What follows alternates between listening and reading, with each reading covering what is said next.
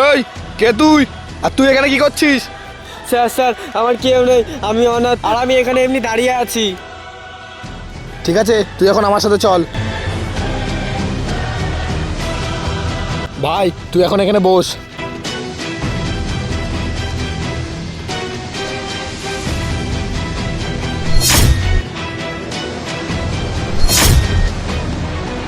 Sir আপনি এই পতাকায় চুমু খেলেন কেন?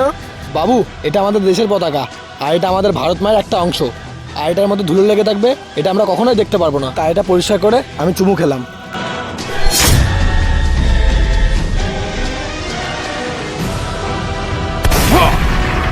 এই তুই এটা কাকে মেরে ফেললি? স্যার ওটা আমারই চাচা ছিল।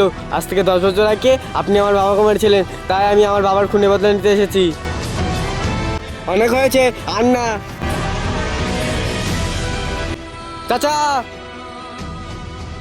চাচা, ওরা আমার বাবাকে মেরেছিল, আজকে যে করে হোক আমার বাবার খুনে বদলা নিতেই হবে। ঠিক বলেছিস, কিন্তু তুই আগে একটু বড় হয়ে যা, তারপর তোর বাবার খুনে বদলা নেবো। না চাচা, আমি অতদিন অপেক্ষা করতে পারবো না, যা করার আজকেই করতে হবে। ঠিক আছে, তুই যেহেতু সব ভেবেই নিয়েছিস, তাহলে তুই আগে আগে যা, আমি তোর পেছন পেছন যাচ্ছি। ঠিক আছে, কিন্তু আপনাদের দেশের প্রতি ভালোবাসা দেখে আমি নিজেকে আটকাতে পারিনি, তাই ওকে শেষ করে দিয়েছি। বাহ, খুব ভালো বাবু।